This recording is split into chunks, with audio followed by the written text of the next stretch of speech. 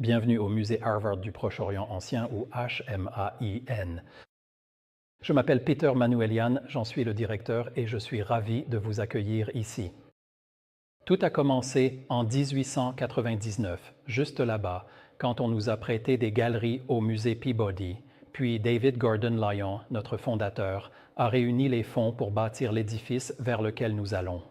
C'est ici que se trouve notre musée aujourd'hui. Mais aussi le département des langues et civilisations du Proche-Orient, le Centre d'études juives, le Centre Al-Walid d'études islamiques et bien sûr nos collections.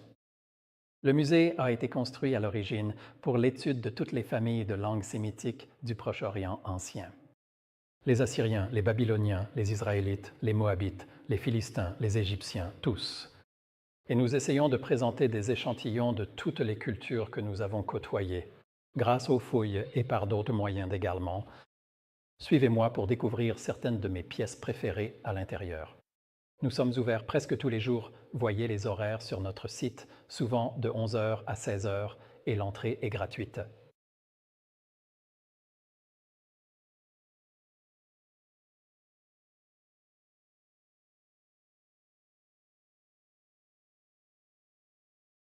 Nous avons 3 galeries, une à chaque étage, et celle-ci est une exposition spéciale intitulée « Marché méditerranéen ». Elle vise à montrer l'interconnexion du monde méditerranéen antique, sa mondialisation, si l'on veut. Nous avons donc des objets de cultures et d'époques très variés. Dans quelle autre exposition verriez-vous du verre romain antique ici, des statuettes égyptiennes là-bas, et même une bouteille de coca avec des inscriptions en arabe? Ou des bouteilles de vin, par exemple. Nous avons ici une reproduction d'une maison de l'ancien Israël datant du premier millénaire. Et grâce à nos écrans interactifs, vous pouvez en apprendre plus sur les objets que vous voyez derrière moi. De l'autre côté, nous avons la reproduction d'une épave. C'est une vitrine moderne qui offre une vue en coupe de la cale de ce navire particulier retrouvé au fond de la mer Méditerranée. Au large des côtes du Sinaï, c'est une découverte de 1999, une trouvaille incroyable de nos archéologues. Nous montrons la cale du navire. Vous voyez donc les amphores, les récipients qui s'y trouvaient au moment du naufrage. Même certains des crustacés qui y poussaient sont encore là. Voici un bateau du Moyen Empire de l'Égypte ancienne avec ses petites figurines en bois sculpté qui maniaient les rames et les voiles. Il y en a beaucoup provenant du site de Deir el-Bersha. Grâce à la technologie, nous enrichissons les collections pour éduquer, informer et émerveiller. Par exemple, nous avons ces reproductions imprimées en 3D d'objets de cette galerie. Vous pouvez simplement en prendre un, le poser sur la petite boîte, et voici ce que fait le musée en boîte. Vous avez sûrement remarqué que cette réplique égyptienne est incomplète. Bien qu'il manque la tête à la statuette, elle montre clairement un homme pieds nus en jupe longue, torse nu, avec les poignets liés dans le dos. Et si l'anglais n'est pas votre fort, que diriez-vous de l'espagnol? Vous avez sûrement remarqué que cette réplique égyptienne est incomplète. Bien qu'il manque la tête à la statuette, elle montre clairement un homme pieds nus avec une jupe longue. Vous verrez sur les murs, en passant du premier au deuxième étage, des photos des fouilles de Gizeh menées par l'expédition de l'Université Harvard et du Musée des Beaux-Arts de Boston.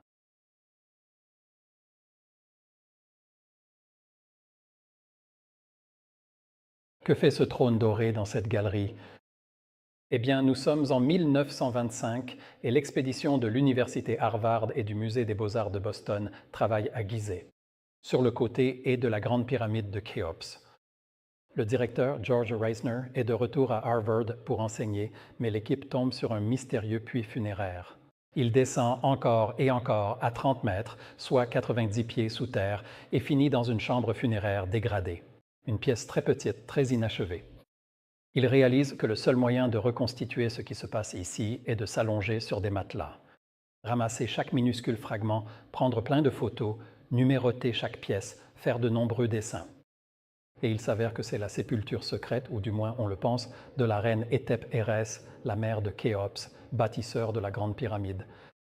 Le mobilier a pu être reconstitué, un baldaquin, un lit, une chaise à porteur, un coffre à rideaux, une chaise simple.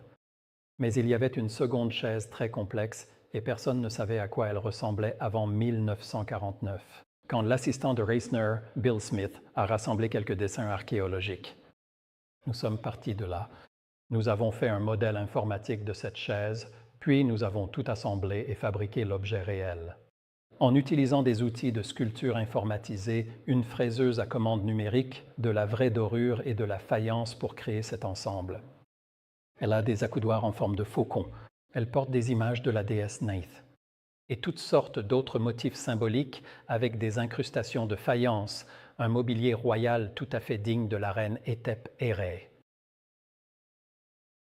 Ceci est une reproduction moderne d'une stèle antique. On l'appelle la stèle du rêve de Thoutmôsis IV. La stèle de granit originale se dresse toujours entre les pattes avant du grand sphinx de Gizeh et elle date de 1000 ans après le sphinx. Le sphinx date de la 4e dynastie, vers 2400-2500 avant notre ère. Et la 18e dynastie est la date, 1000 ans plus tard, pour celle-ci. Alors, le jeune prince Thoutmôsis IV est un prince. Il adore se balader autour des pyramides de Gizeh. Il fait une sieste un jour et le sphinx lui apparaît en rêve et lui dit en gros « Je suis couvert de sable. Si tu me désensables, je te ferai pharaon. » Et il l'a fait et il l'est devenu. Comment savons-nous tout cela? C'est ce que les hiéroglyphes nous disent ici. Thoutmôsis IV devient donc roi. Il prend un bloc de pierre venant sûrement du complexe funéraire de Képhren, grave la stèle et la place entre les pattes avant du sphinx. Un récit de propagande. Est-ce vraiment arrivé? Qui sait, mais cela renforce certainement la légitimité du roi. Et on voit Thoutmôsis IV ici faisant des offrandes au sphinx, et sur une autre illustration, la même chose se passe juste là, puis la partie principale du texte en hiéroglyphes, commençant ici par une date et se poursuivant ensuite. Et avec notre application, vous pouvez viser la stèle avec votre téléphone ou iPad pour obtenir une traduction ligne par ligne du texte.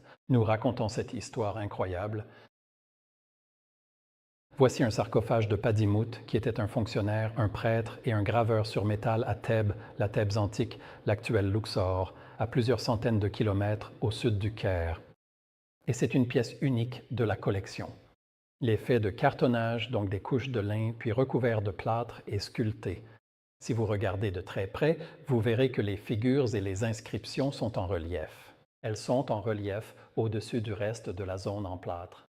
C'est très rare, seuls quelques autres sarcophages possèdent cette technique de décoration.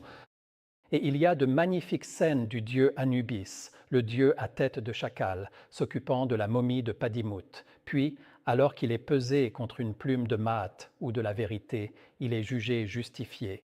Et il est conduit auprès de Ré Orakti, ces images dos à dos du dieu à tête de faucon avec le disque solaire au-dessus. Des scènes merveilleuses, une décoration superbe, diverses divinités et des inscriptions partout.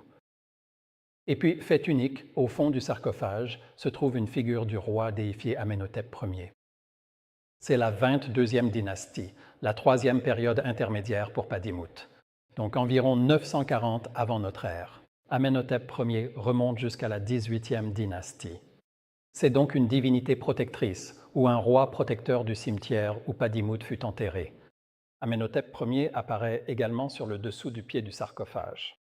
Dans l'ensemble, c'est un véritable chef-d'œuvre et un trésor du musée. L'égyptologie est l'étude savante de l'Égypte ancienne. L'égyptomanie est notre fascination pour cette culture ancienne dans les œuvres populaires. Peut-être reconnaîtrez-vous certains de ces objets, qu'il s'agisse de flacons de parfum, de lessive, de publicités dans des magazines, de pièces Lego ou de paquets de cigarettes. On retrouve des motifs de l'Égypte ancienne partout dans la civilisation occidentale. Cela fait partie de notre fascination pour cette culture. Et ici, nous présentons un échantillon de ces objets qui peuvent sembler familiers ou peut-être exotiques, différents et aventureux. Quoi qu'il en soit, l'égyptomanie est tout autour de nous. Cette pièce est un vase canope. Les vases canopes vont généralement par 4 et servaient à conserver les organes internes du défunt, le foie, les poumons, les intestins et l'estomac. Celui-ci appartenait à Ouserat, le surveillant des domaines d'Émon. Il n'était pas roi, mais il possédait une tombe royale. Celui-ci provient de la KV 45, une tombe de la vallée des rois. Ouzérat n'était pas roi, mais il faisait néanmoins partie des rares privilégiés à posséder une tombe dans ce lieu précieux.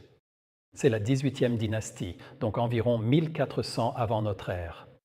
C'est du calcaire et on y trouve la formule ici, ainsi que le nom et les titres d'Ouzérat. Et le visage est sculpté dans ce magnifique style de la 18e dynastie.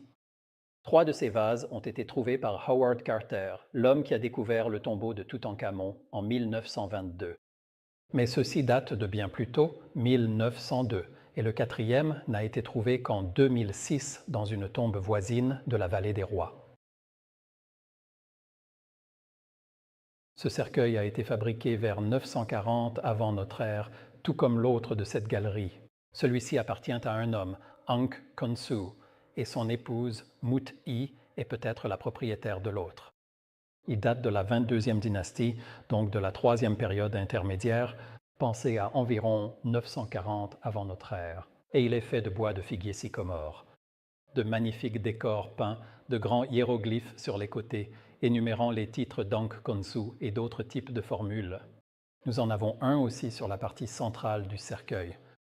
Et une belle surprise nous attendait récemment, lorsque nous avons soulevé le couvercle lors des travaux de restauration, de numérisation 3D et de photographie.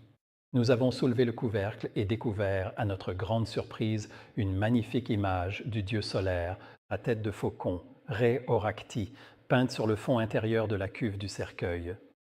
Grâce à un logiciel informatique, nous pouvons l'améliorer, car elle est un peu obscurcie par les huiles sacrées qui ont été versées dessus, peut-être lors du processus d'inhumation. En tout, ces 2 pièces proviennent de Thèbes. Elles ont été données au musée. Elles ne contenaient aucun reste humain, aucun corps lorsqu'elles sont arrivées en Amérique. Mais ce sont des trésors de la collection. L'une de mes pièces préférées dans la galerie est ce trône du roi Toutankhamon. Ce n'est pas une antiquité, il a été fabriqué par un talentueux artisan égyptien en 1929 lorsqu'un touriste américain est venu au Caire et l'a commandé. Pas une, mais 2 d'entre elles. C'est une reproduction incroyable, très très fidèle au trône doré original de Toutankhamon qui est exposé au Caire aujourd'hui. Celui-ci est en bois de teck avec des incrustations de nacre et d'ivoire et montre chaque détail de l'original, jusqu'aux inscriptions hiéroglyphiques qui donnent le premier nom de Toutankhamon et son nom ultérieur car il a vécu à une époque très tumultueuse de la 18e dynastie, quand la religion égyptienne avait été bouleversée et devait être ramenée à la normale ou à l'orthodoxie. Il y a donc de merveilleux détails ici. Vous voyez le disque solaire à l'arrière avec les rayons qui descendent, se terminant par des mains humaines, bénissant le couple royal Toutankhamon et Ankhésénamon, sa reine. Nous avons les noms du roi dans des cartouches ou des anneaux ovales. Nous avons des lions ici et des pieds de lion. Et même en bas, nous avons ce renfort en treillis qui porte un motif pour l'unification symbolique de la Haute-Égypte et de la Basse-Égypte, les 2 moitiés du pays. Dans l'ensemble, une pièce incroyable, historique. Une reproduction d'une antiquité et d'un savoir-faire exceptionnel de la première moitié du XXe siècle. Cette triade est une statue royale, c'est une réplique moderne. L'original se trouve au Musée des Beaux-Arts de Boston, de l'autre côté de la rivière Charles, mais il montre le roi Mykérinos, le bâtisseur de la 3e et plus petite pyramide de Gizeh, et puis assise au milieu se trouve la déesse Hathor, avec ses cornes de vache et son disque solaire, et de l'autre côté se trouve une divinité de nome ou provinciale ou une déesse. Celle-ci appartient au nome du lièvre ou du lapin en Haute-Égypte, où se trouve le site de Deir el-Bersha. Il y a des inscriptions sur la base qui donnent le nom de Mykérinos dans un anneau ovale ou un cartouche et énumèrent divers types d'offrandes. C'était l'une des très nombreuses triades qui a été trouvée dans le temple de la vallée du roi Mykérinos au bout d'une longue chaussée menant vers l'est depuis sa pyramide. Elle a été trouvée en 1908 avec 3 autres, en parfait état, par Oric Bates, travaillant pour George Reisner. Oric Bates était un archéologue bostonien qui est devenu le conservateur de l'archéologie africaine au musée Peabody, juste en face d'ici. Bates les a trouvés pendant les fouilles et il y avait de magnifiques photos de chantier. Et il a envoyé un télégramme aux autorités du musée des Beaux-Arts pour parler de cette découverte. À l'origine, 2 triades sont venues à Boston et 2 sont restées au musée du Caire, mais plus tard, il y a eu un échange. Pourquoi? Parce que Reisner a trouvé la célèbre diade, ou statue de couple, une statue beaucoup plus grande de Mykérinos.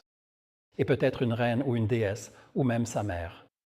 Et celle-là est venue à Boston. C'est une longue histoire en échange du renvoi de l'une des triades. Il y a donc 3 triades au Caire maintenant, une seule à Boston, et voici une reproduction.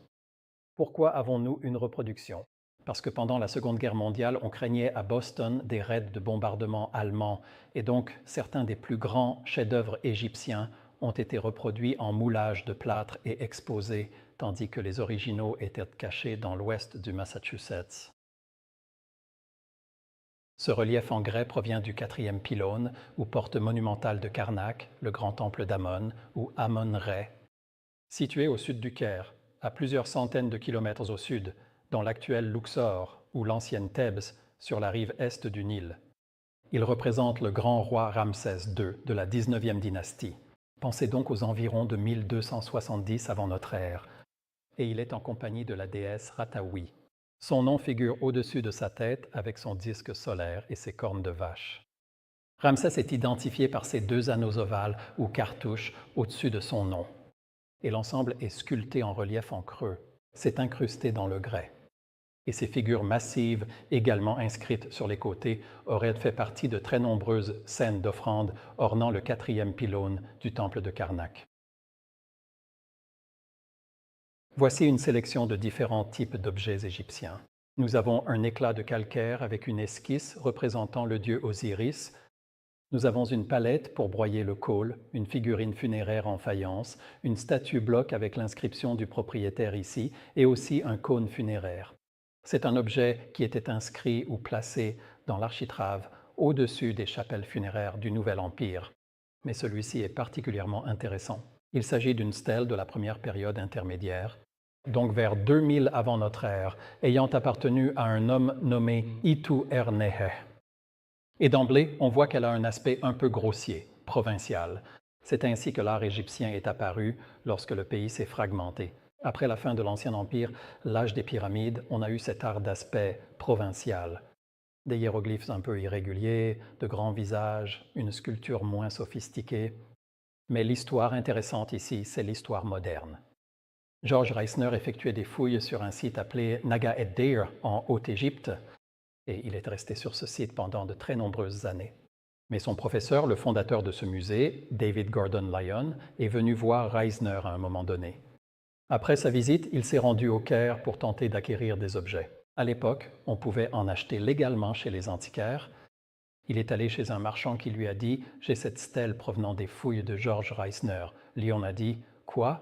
Comment est-ce possible ?»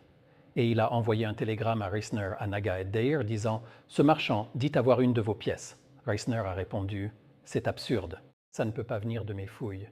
Emmenez un de mes collègues égyptologues, car David Gordon Lyon ne l'était pas. Emmenez-le chez le marchand, il l'examinera avec vous pour voir si c'est un faux ou ce qu'il en est. » C'est ce qu'ils ont fait, et il s'est avéré que c'était une pièce authentique. Et très probablement du site de Naga ed-Deir où Reisner effectuait ses fouilles. Mais elles provenaient sans doute de fouilles illicites, ou d'Égyptiens locaux qui s'étaient emparés de cette pièce avant que Reisner n'y travaille. Quoi qu'il en soit, Reisner a remercié son ancien professeur, Lyon, d'avoir vérifié auprès de lui et lui a dit « Vous êtes libre d'en faire ce que vous voulez ». Et dont Lyon a acheté la stèle et la voici dans notre musée aujourd'hui. Voici une acquisition récente. C'est une peinture à l'huile moderne sur toile. Elle a été faite par le peintre américain Joseph Lyndon Smith. C'était un grand ami de George Reisner, directeur de l'expédition Harvard MFA. Et voici une scène de ce tombeau. Reisner faisait des fouilles aux pyramides de Gizeh, et sur le côté est de la Grande Pyramide, il a trouvé cette chapelle appartenant à un fonctionnaire de la 6e dynastie nommé Idu. Voici Idu, placé dans sa fausse porte, et il apparaît magiquement de l'au-delà, les bras tendus, pour prendre les offrandes, le lait, le pain, la bière et d'autres denrées alimentaires que nous, les vivants, apporterions dans sa chapelle et offririons pour son esprit.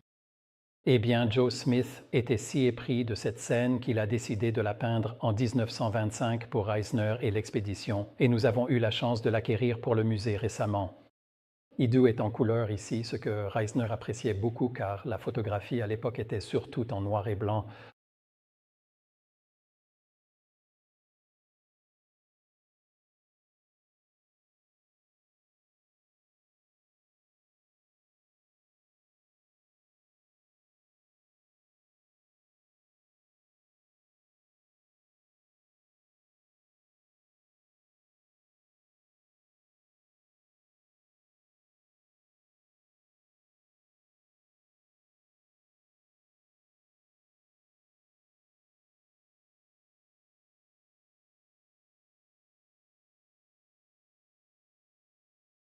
Les reliefs du palais assyrien au troisième étage du musée.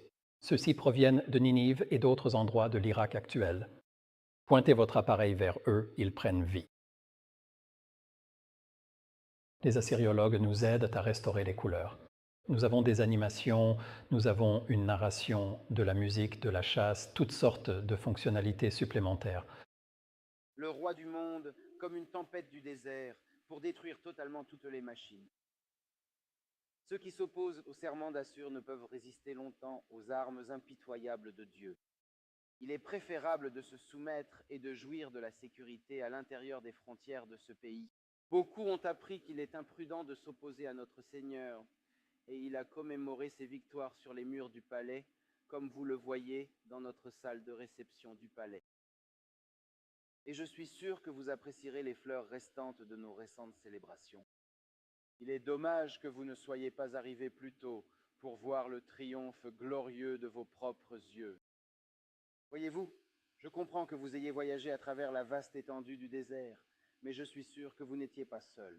Je suis sûr qu'Assur-Nazir-Pal vous a accompagné et vous a aidé à trouver votre chemin.